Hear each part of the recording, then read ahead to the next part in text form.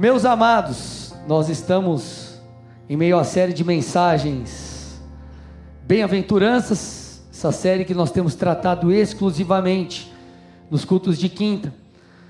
E as bem-aventuranças, elas na verdade são um pedaço de um extenso sermão que Mateus, por exemplo, retrata nos capítulos 5, 6 e 7, e faz parte ali as bem-aventuranças de um grande compilado de ensinos de Jesus, e particularmente esses primeiros versículos de Mateus capítulo 5, por meio das bem-aventuranças, Jesus ele traz verdades muito profundas, e é muito legal. Eu estou estudando as bem-aventuranças, amados, e compartilhando obviamente aqui com vocês, mas elas são muito mais profundas do que parece.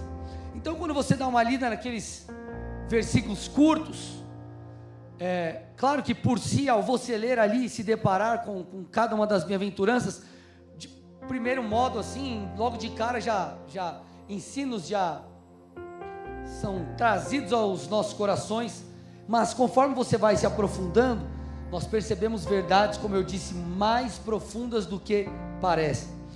Nós já estudamos duas das bem-aventuranças, nós aprendemos o que significa ser manso, e também aprendemos sobre os pobres em espírito, e hoje nós iremos avançar no versículo 4, então Mateus capítulo 5, versículo 4, a Bíblia diz o seguinte: bem-aventurados os que choram, porque eles serão consolados. Uma leitura superficial desse texto pode te levar a acreditar que Jesus fala única e exclusivamente aqui de um consolo no que diz respeito a perdas. A vida, gente, ela é feita de altos e baixos, e nós passamos por N situações. Temos perdas de entes queridos, perdas em relação a questões profissionais, financeiras, frustrações, e por sermos seres também emocionais, nós carecemos de um consolo do alto. O próprio Jesus nos ensinou a irmos a Ele e expormos as nossas fraquezas, abrirmos o nosso coração, porque Ele nos daria o seu fardo que é leve e suave, e traria a nós consolo para as nossas almas. Isso é bíblico. Porém, quando nós fazemos uma análise um pouco mais profunda desse texto, nós percebemos que Jesus está falando sobre outras verdades espirituais, sobre verdades espirituais muito mais profundas do que essas que nós estamos falando. E o interessante põe de novo o texto aí para mim, que Jesus ele trata isso como algo bom. Então preste atenção, amados, olha que legal. O que é uma bem-aventurança? A bem-aventurança, existe, por exemplo, a versão NVT, ela fala que é feliz. Felizes são, bem-aventurados são, felizes são aqueles que choram, porque eles serão consolados. Então Jesus está trazendo como uma virtude. Então Jesus está falando, há um tipo de choro que é virtuoso, há um tipo de choro que é bom, há um tipo de choro que nos conduz a uma felicidade, a alegria, há um tipo de choro benéfico. Que choro é esse? Se não é o choro da perda, ok? Então presta atenção no contraste. Jesus está dizendo, há um choro bom, há um choro virtuoso, há um choro que produz felicidade. Que tipo de choro é esse? Jesus está falando do choro do arrependimento. Presta atenção. Eu vou trazer vários versículos, vários conceitos aqui. Eu preciso que você preste atenção, porque essa mensagem ela é fundamental para a vida com Deus. O entendimento disso aqui está atrelado à primeira mensagem que Cristo pregou quando Ele iniciou o seu ministério. Então isso é de extrema importância para que a gente se aproxime de Deus e viva tudo aquilo que Ele tem. Então Jesus está falando sobre o choro pelo nosso distanciamento de Deus. Ele está falando sobre o choro do reconhecimento da nossa natureza pecaminosa, o choro por nossos pecados, e esse é o pressuposto inicial para que possamos nos aproximar de Deus. Por isso que Jesus está dizendo que é o choro que produz alegria. Presta atenção, amados, olha a dinâmica do que Jesus está nos ensinando, e eu estou trazendo esse conceito no início para que a gente possa destrinchá-lo aqui e desenvolver essa ideia. A dinâmica é a seguinte: ok? O pecado, você vive distante de Deus, você vive uma vida sem Deus, isso produz tristeza, vazio, dor, porque o pecado traz dor. Agora, eu então tenho um encontro com Deus, eu escuto uma pregação, eu vou num culto, eu escuto uma mensagem no Instagram, de alguma forma eu sou conectado com Deus, então eu reconheço por meio da pregação do Evangelho, que eu sou pecador e eu preciso mudar, eu reconheço que eu tenho falhas, eu me entristeço pela minha condição de pecado, por eu estar distante de Deus, então em arrependimento eu clamo pelo Senhor, e eu falo: Jesus, tem misericórdia de mim, Jesus, perdoa-me pelos meus pecados, Jesus, eu quero entregar minha vida a Ti, e quando nós fazemos isso, nós então recebemos a vida de Deus, nós então recebemos a plenitude do Pai, nós então recebemos gozo, recebemos alegria. Isso aconteceu lá atrás, quando você teve um encontro com Deus, mas essa é a mesma dinâmica que nós precisamos levar para a nossa vida. Escute, amados, Paulo estabeleceu um princípio de crescimento espiritual. Em 2 Coríntios 3,18 ele diz que nós somos transformados de glória em glória, ou seja, é um passo após outro, é uma revelação após outra, é um crescimento progressivo e contínuo.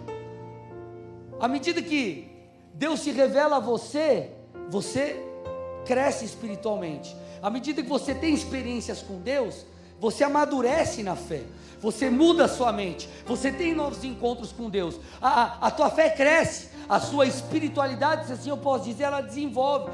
Só que tudo isso passa por também um processo contínuo de, aspas, choro, aspas, tristeza, aspas, reconhecimento que precisamos de mudança. Então o que Jesus está dizendo, aquele que chora pela sua natureza, chora pelos seus pecados, chora porque precisa de transformação, é aquele que vai encontrar a verdadeira felicidade.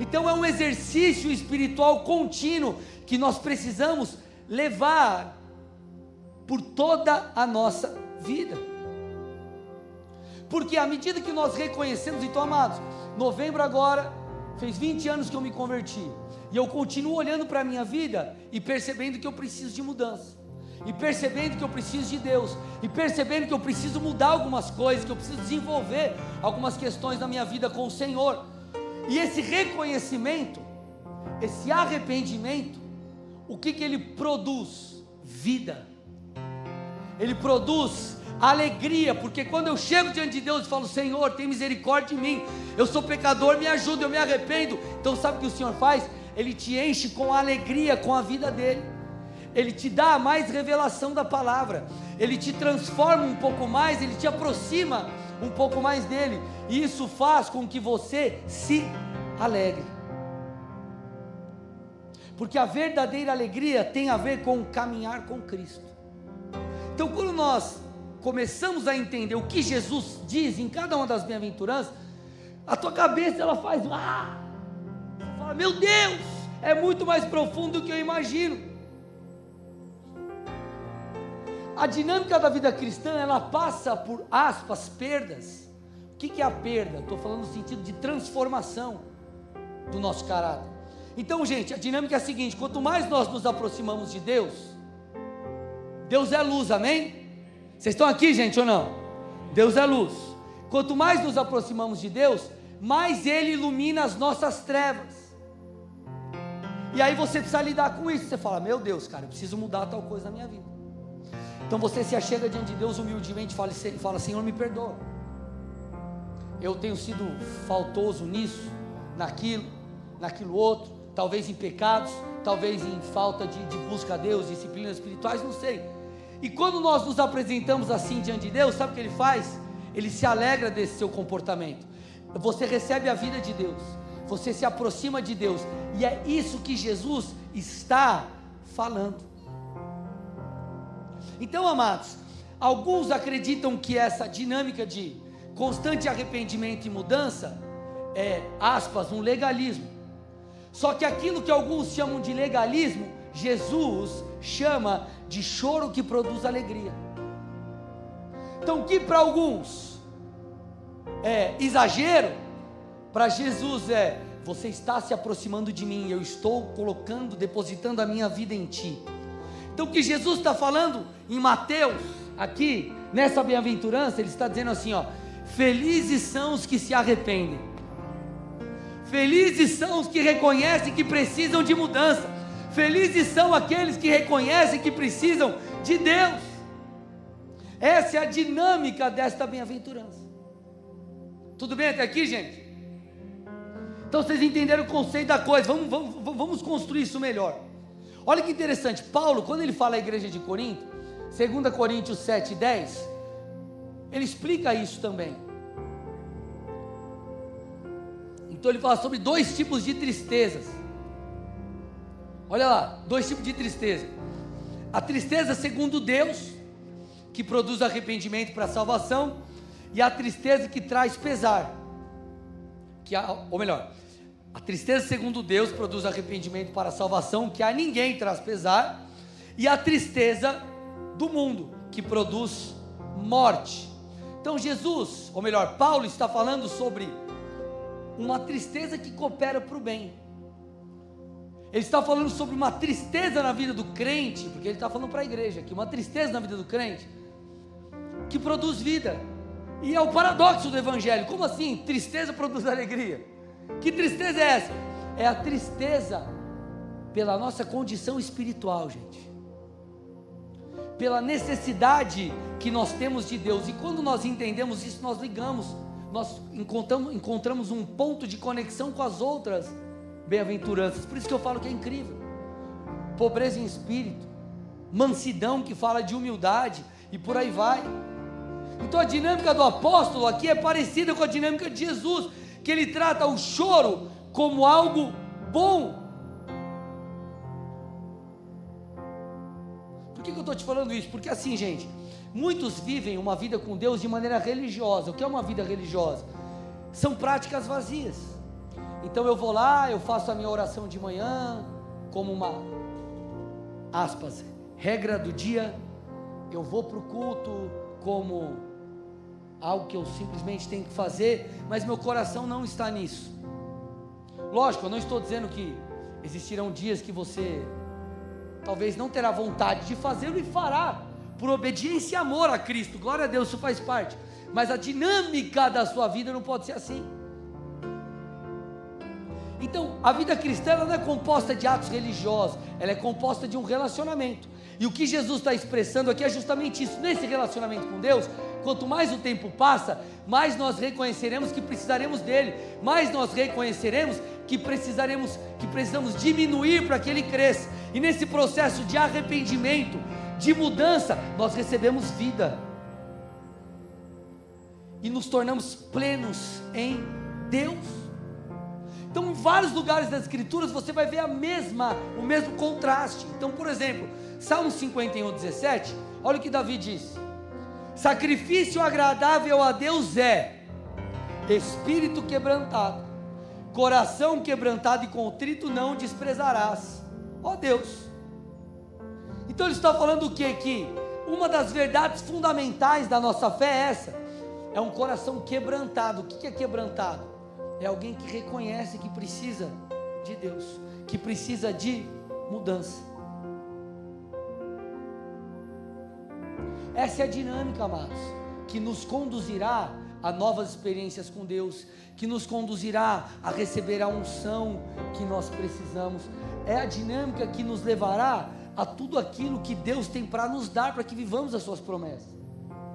Eu quero que você perceba duas falas de Jesus aqui. Olha que interessante. Jesus começa o seu ministério pregando sobre arrependimento.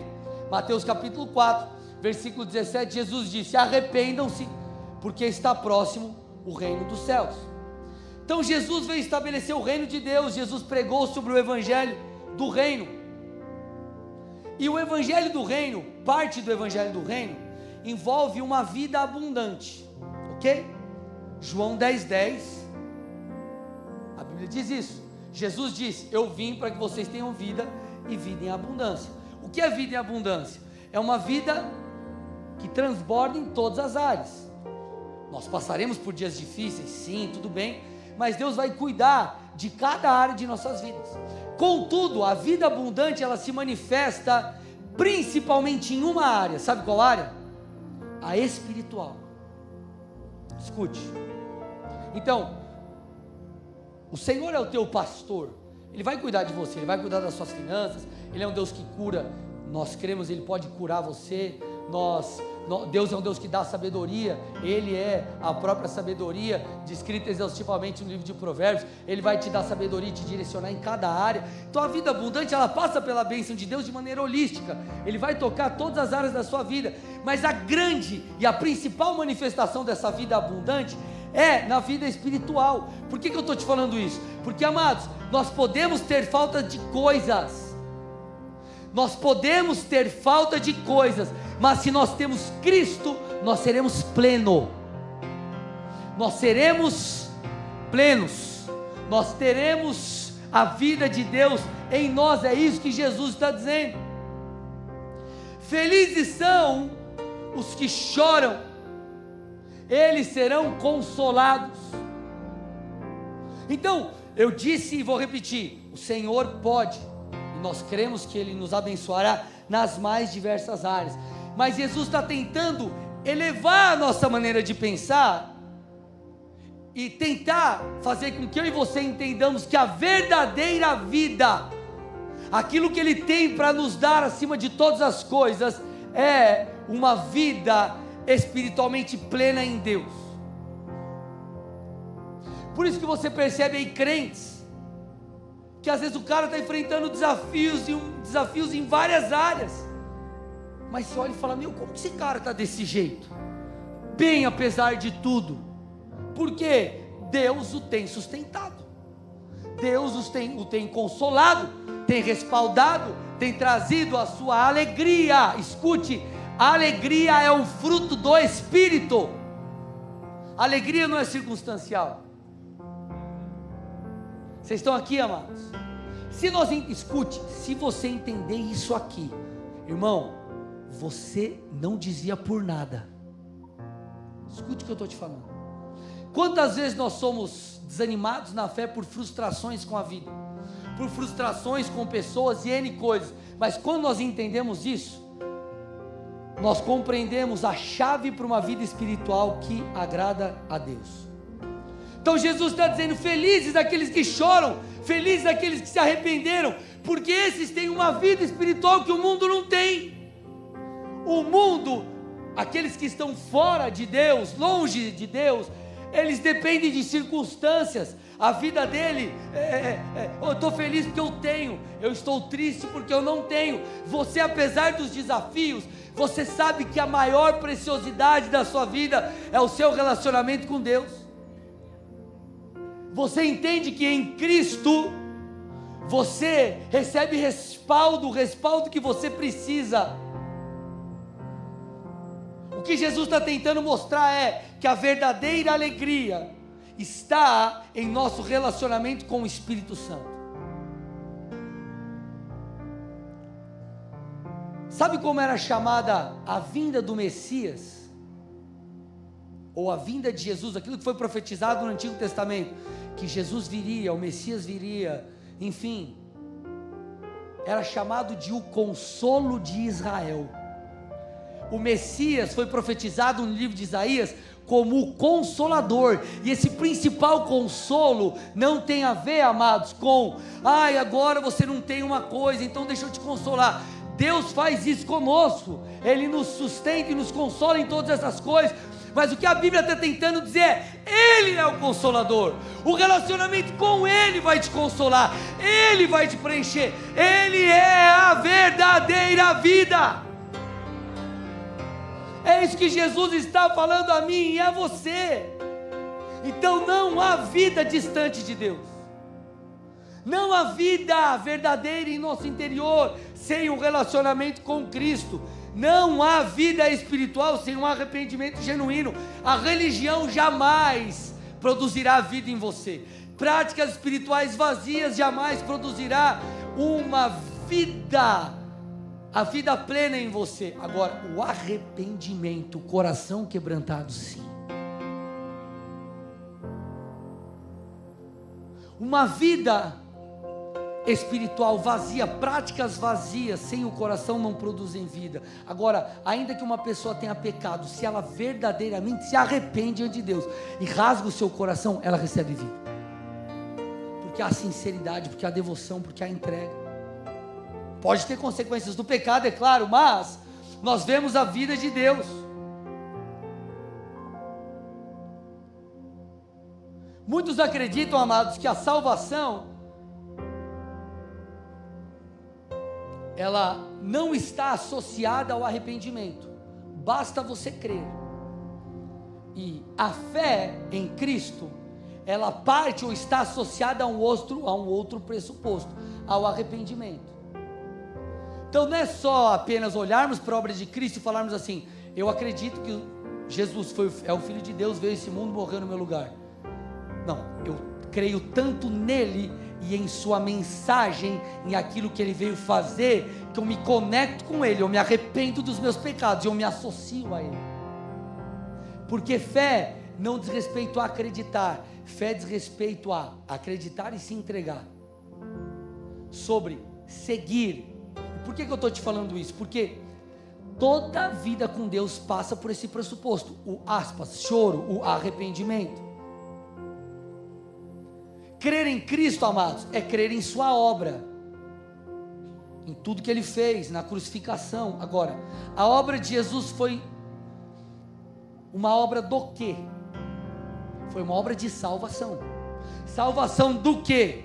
Do pecado. Então, se a obra de Cristo foi para nos salvar da prisão, nos livrar da prisão do pecado, não faz sentido eu viver uma vida em pecado, se Jesus morreu para me livrar disso.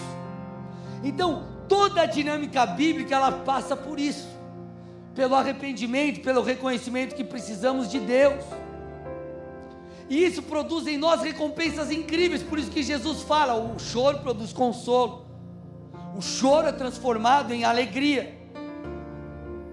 Pedro ilustra isso muito bem em sua pregação, Atos 2,38, perceba lá: arrependam-se e cada um de vocês seja batizado em nome de Jesus Cristo. Aí olha o que ele diz, para remissão de pecados. Olha lá: e vocês receberão o dom do Espírito Santo.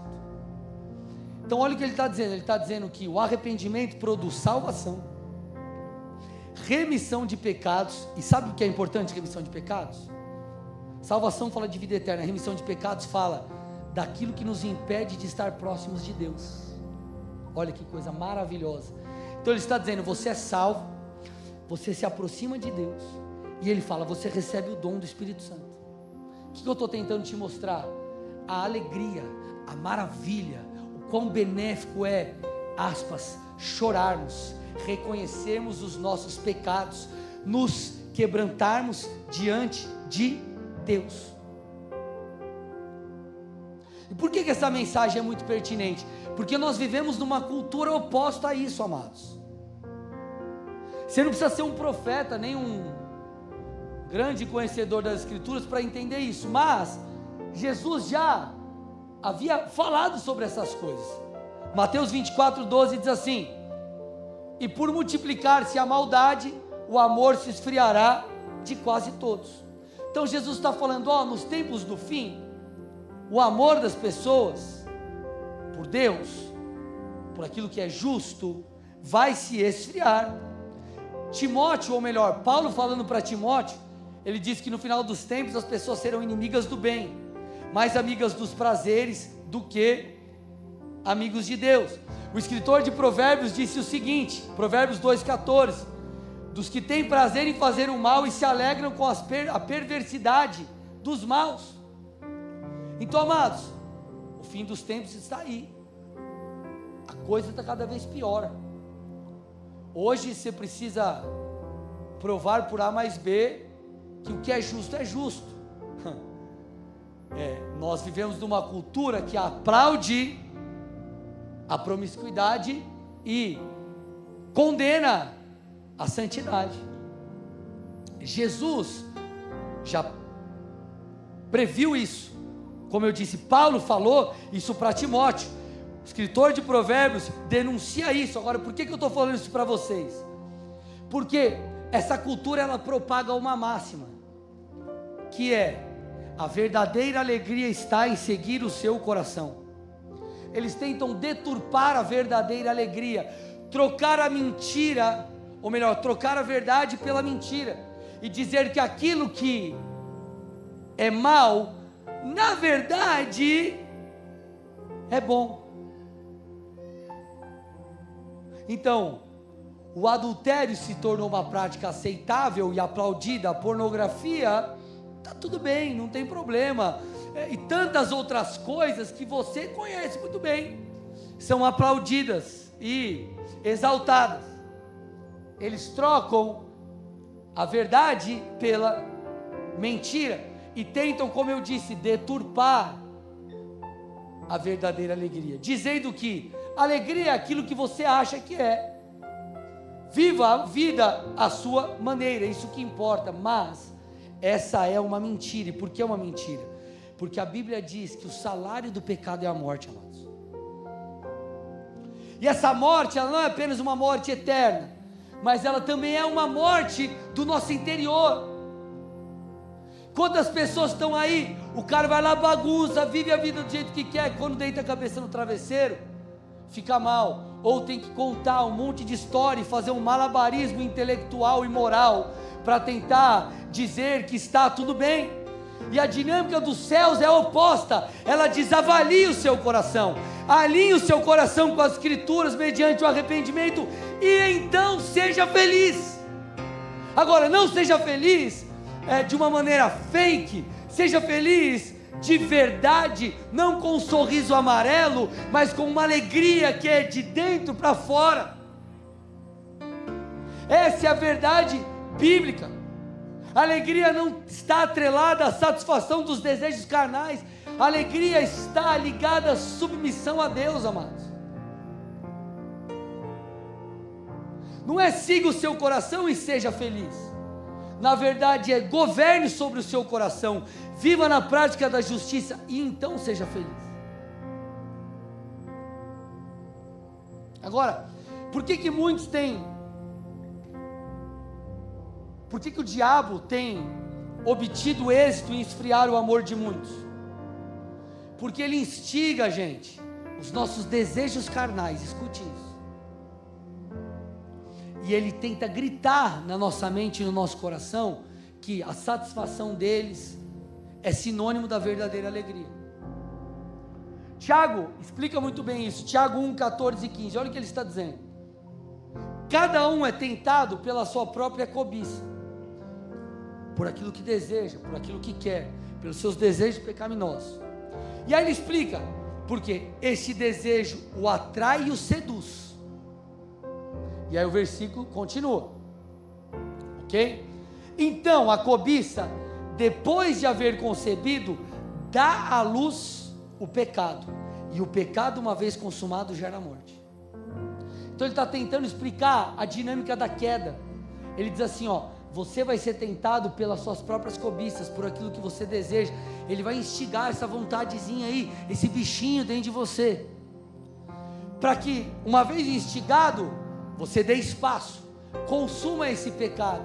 Só que ele traz o resultado. Ele diz assim, ó: esse ato que parece bom, essa satisfação carnal que parece boa, ela gera morte. Ela gera morte. Então o que o texto está tentando dizer é: cuidado com, siga o seu coração, siga os seus prazeres, siga aquilo que você simplesmente tem vontade, porque isso é bom. Na verdade o que Jesus diz é: abra mão daquilo que desagrada a Deus, para que você receba a vida do alto. A intenção do diabo é te prender em um ciclo onde você não para de pecar. Por quê? Porque você está viciado no prazer do pecado, mas essa é uma armadilha, amados. Esta é uma armadilha. O que é uma armadilha? Pense comigo. Você vai fazer uma armadilha. Pegar o ratinho. Você põe o queijinho na ratoeira. O ratinho pega o queijinho e se lasca. É assim a dinâmica do pecado. O diabo está lá, põe o queijinho. Queijinho Golden, irmão. Queijinho Brie. Você vai lá e pega. Aí ele, ó, já era, irmão, está preso. Essa é a dinâmica do pecado. E qual é a solução para isso? Porque o que o que a Bíblia está tentando mostrar é: o diabo, ele é enganador, ele é pai da mentira. Então ele está tentando te conduzir por algo que parece bom, mas na verdade é mal. Aí Jesus traz a resposta. Ele diz: a solução para isso, para essa tristeza ou essa felicidade mentirosa, é o arrependimento. Porque quando você chora, quando você se submete a Deus, quando você mata a sua carne, então você recebe a vida do alto. E isso, amados, traz tantas coisas boas, nos aproxima de Deus, nos conduz a lugares espirituais diferentes. Então é o que Jesus está tentando dizer. É o que Jesus está tentando estabelecer como importante para que nós escutássemos. Por isso que a Bíblia diz, gente, olha lá, Hebreus 1:9: amaste a justiça e odiaste a iniquidade, por isso Deus te ungiu com óleo de alegria. Aleluia, mano. As pessoas acham que a alegria é seguir o coração, e a Bíblia está dizendo: você será ungido com óleo de alegria quando você amar a justiça e odiar a iniquidade. Não importa o que o mundo está falando ao seu redor, não importa se você é perseguido por causa da justiça, e isso é outra bem-aventurança que nós vamos tratar provavelmente no próximo culto que eu ministrar aqui de quinta. Mas ele está dizendo: quando você ama a justiça, você é ungido com óleo de alegria, você recebe a vida de Deus. Amados, esse choro de arrependimento nos livra, gente, do fogo do inferno. E essa é uma verdade que nós precisamos trazer à tona. O maior presente que nós recebemos do Senhor é a salvação eterna. Todos nós estávamos fadados ao inferno, mas Cristo, por seu amor e misericórdia, preparou um caminho para que, por meio do arrependimento e da graça mediante a fé, nós fôssemos salvos. Eu quero que você perceba aqui como que Jesus, ele associa a alegria da salvação e o relacionamento com o Espírito Santo. Olha que interessante, João 16:20, abre aí comigo. Olha que interessante. Em verdade, então ele está dando ênfase, em verdade, está falando, presta atenção nisso aqui, isso aqui é importante. Em verdade lhes digo, que vocês vão chorar e se lamentar, mas o mundo se alegrará. Vocês ficarão tristes, mas a tristeza de vocês se transformará em alegria. Então Jesus está apresentando um contraste de dois grupos. Ele está dizendo assim, ó: aqueles que desejariam ver Jesus morto, porque Jesus foi perseguido, tudo bem? Por isso que ele foi crucificado. Aqueles que desejavam ver Jesus morto, e aqueles que seguiam Jesus.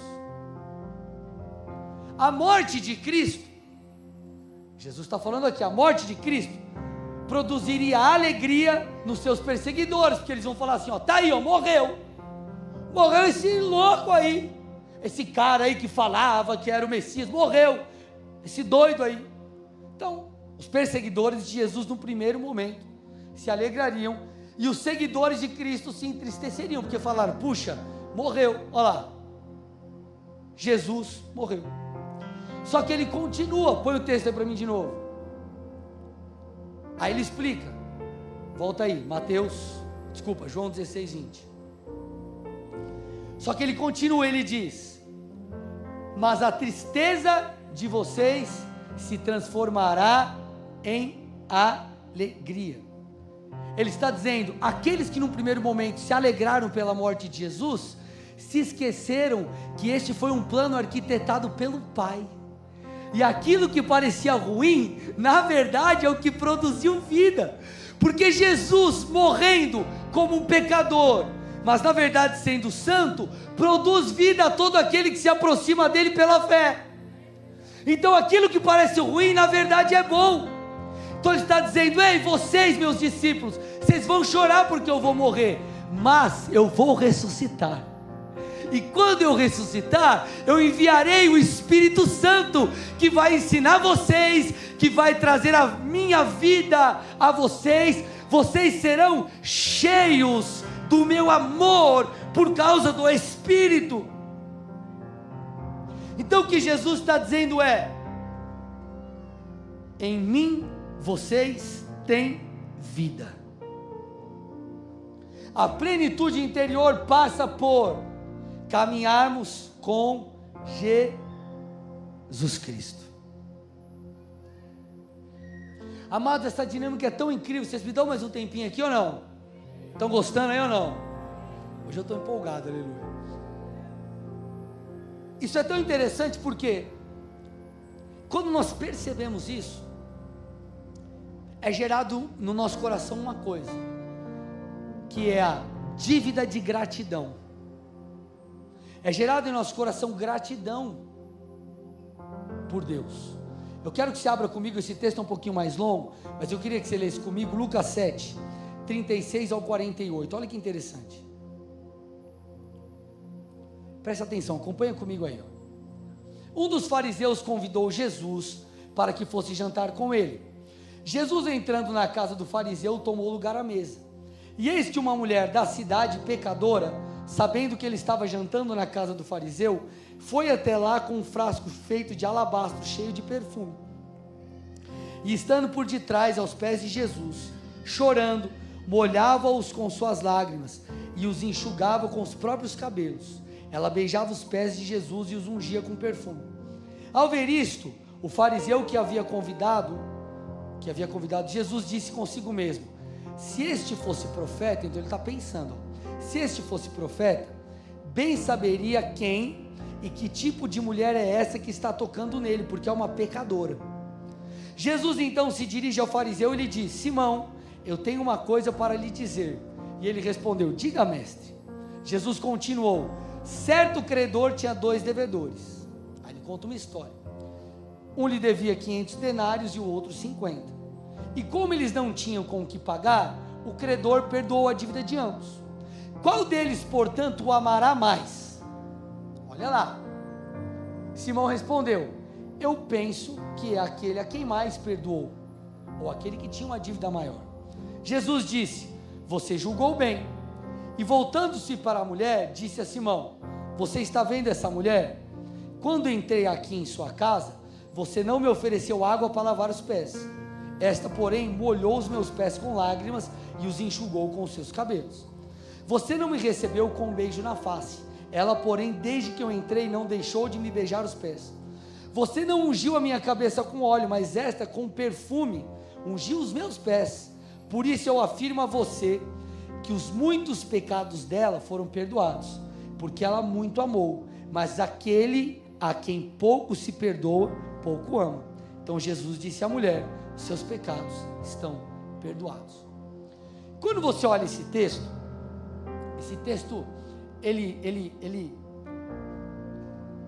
nós normalmente, nós temos a tendência a acreditar que quem peca mais é mais amado, ou quem peca mais tem uma possibilidade de ter uma revelação maior do amor de Deus, ok? É o que o texto parece, sim ou não? Se a mulher, o cara era fariseu, ou seja, ele era um religioso, e a outra era uma pecadora, uma prostituta. Cara, quem se acha que, em teoria, tem mais pecados, uma prostituta ou o cara religioso? Gente, esquece, não precisa entender teologia, só pensa. Quem tem mais pecados, teoricamente? Prostituta. E aí você olha para o texto e fala: peraí, o texto está falando que quem peca mais é mais perdoado, quem peca mais é mais amado. quem peca mais pode receber uma revelação maior do amor de Deus. Por mais que pareça uma verdade, ela não é. Por quê? Porque se assim fosse, poderíamos afirmar que Deus é injusto. Porque vamos lá, gente, o cara se dedicou, o cara era um religioso, o cara se esforçava para agradar a Deus, e ele vai ter uma revelação menor do amor de Deus do que aquela que viveu uma vida descambada. Você fala, cara, peraí, Deus está sendo injusto. O que Jesus está dizendo, presta atenção, isso aqui pode mudar a tua vida. O que Jesus está dizendo, na verdade, não era sobre o tipo ou de pecado, ou a quantidades, ou aspas, gravidade de pecado. O que Jesus estava falando é sobre a consciência dos pecados. O que Jesus estava falando é o seguinte: ei, fariseu, o que você não entendeu, aquela mulher entendeu. Você se julgava alguém puro e santo, e ela reconhecia que era pecadora, e por ela ter consciência dos seus pecados, se humilhou diante de mim. E porque ela se humilhou diante de mim, ela foi elogiada, exaltada, recebeu a vida de Deus, recebeu o favor de Deus. Quando você olha, por exemplo, para a vida do apóstolo Paulo, ele foi, gente, um grande apóstolo. E ele, a Bíblia diz que segundo a lei, ele era alguém irrepreensível, ou seja, ele era um cara hiper religioso. Ele foi um cara, ele estava apontado para o lado errado, ele tinha todo o entendimento errado, ele precisou se arrepender disso. Mas ele era um cara zeloso, pelo menos segundo a lei, ou segundo o que ele achava que era bom. Ele era um religioso de primeira. Paulo foi o grande doutrinador do Novo Testamento, e ele reconhece que ele não era digno de ser chamado apóstolo, e ele fala que dos maiores de todos os pecadores, ele era o principal. Você fala, cara, peraí, como assim? Paulo falar que dos pecadores ele era o principal? Cara, eu acho que Paulo, ele está viajando na maionese. Olha lá, 1 Timóteo 1, 15 a 17, olha o que ele disse, que Cristo veio ao mundo para salvar os pecadores, 1 Timóteo 1, 15, dos quais eu sou o principal. Mas por essa mesma razão me foi concedida misericórdia, para que em mim, que sou o principal pecador, Cristo Jesus pudesse mostrar a sua completa longanimidade. Sabe o que Paulo está tentando dizer? Ei, peraí, eu tive consciência de que eu realmente feri Deus. Eu tive realmente a consciência de que eu sou um pecador. Agora, será que Paulo não se tornou um grande apóstolo porque ele também não reconhecia essas coisas? Será que o poder de Deus se manifestou poderosamente na vida de Paulo porque ele reconhecia que era realmente pecador? Eu tenho certeza que sim. Então ele tinha consciência da sua natureza. E quando nós reconhecemos isso, amados, não tem para onde nós nos desviarmos, não tem como nos frustrarmos com Deus. Logo viveremos uma vida plena e alegre, porque a gente vai permanecer agarrado em Cristo. Nós permaneceremos apoiados em Jesus, nós permaneceremos conectados à videira, e assim receberemos a vida que vem dele. Então esse é o segredo. Paulo está dizendo, eu tive consciência de quem eu sou, eu tive consciência dos meus pecados, eu tive consciência dos meus pecados. Olha o que diz Lucas 5, 30 a 32, estou indo para o final. Lucas 5, 30 a 32. Os fariseus e os escribas murmuraram contra os discípulos de Jesus, perguntando, por que vocês comem e bebem com os publicanos e pecadores? Jesus tomou a palavra e disse, os sãos não precisam de médico, mas sim os doentes.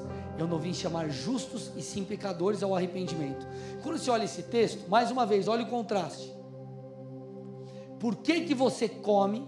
Você está sentando à mesa com publicanos e pecadores. Com publicanos, pessoas que trabalhavam para os romanos, que eram os opressores do povo judeu, coletores de impostos, pessoas que se apropriavam dos bens, se assim eu posso dizer, de maneira abusiva dos judeus. Como assim, Jesus?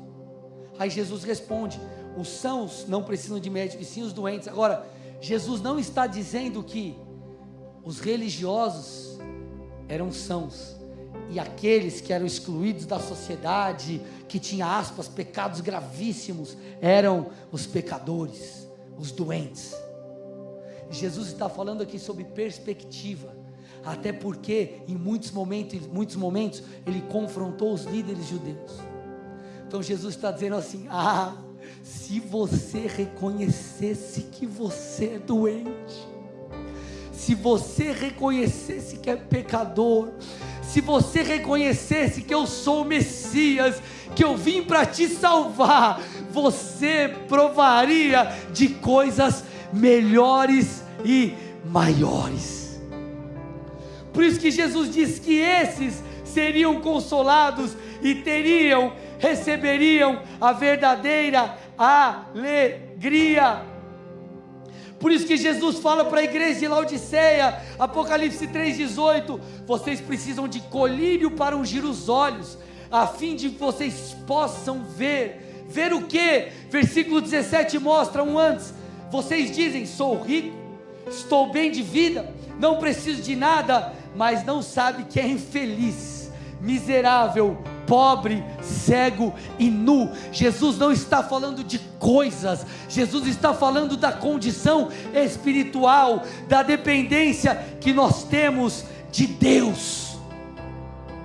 A principal coisa que nós precisamos fazer em toda a nossa vida, e não apenas no momento da conversão, é nos prostrarmos diante de Jesus e reconhecermos: Senhor, eu tenho pecados, Jesus, eu preciso de arrependimento, Senhor, me transforma porque eu quero te exaltar, Senhor, me santifica porque sem santidade eu não verei a ti, e eu quero te ver, Jesus. Senhor, eu preciso me aproximar de ti, então me transforma. Senhor, eu me humilho diante de ti. Essa é uma dinâmica para a vida inteira do crente, e essa é a razão da nossa verdadeira alegria. Jesus não nos chama para perfeição. Em que sentido que eu estou dizendo isso para você? Jesus não exige que você seja alguém perfeito, Ele exige que você caminhe em direção à perfeição, ou seja, que você caminhe em arrependimento. Senhor, eu percebi que eu preciso mudar tal coisa, você muda. Senhor, eu percebi que eu preciso mudar tal coisa, você muda. Porque, amados, presta atenção, se o pecado traz dor, o pecado que eu tenho hoje, mentira, qualquer outra coisa que eu possa ter, as pessoas possam ter, isso gera morte. Só que quando eu me prostro e reconheço: Jesus, eu tenho falhas, eu sou pecador, o sangue de Cristo me lava, a graça de Cristo me cobre. E sabe o que isso faz? Isso me levanta, isso me traz vida, isso me produz em mim alegria, e o que era para me condenar, na verdade, gera em mim transformação, e assim eu caminho com Cristo de maneira plena, irmãos. Se você entendeu o que eu estou falando aqui, a tua vida não será mais a mesma. Eu não sei quanto a você, mas quando eu olho para a minha vida, eu digo assim: Senhor, como eu preciso de mudança, como eu preciso melhorar, como eu preciso ser transformado, ser santificado, ser mudado em minha maneira de pensar.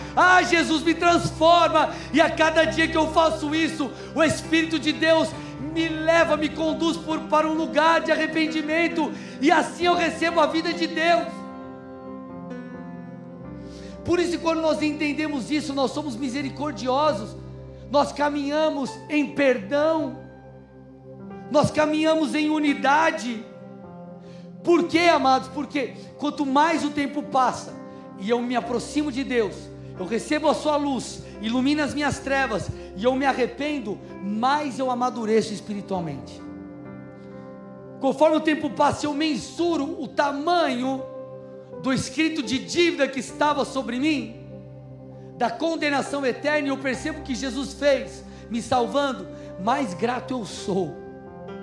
Então, eu quero que você, a partir de hoje, quando for ler as bem-aventuranças, você nunca mais a leia de maneira superficial, porque o que Jesus está falando aqui são coisas profundas, e Ele está ensinando uma dinâmica a mim e a você, que mudará a nossa história para sempre. Porque quando você tem o seu pastor, você tem tudo.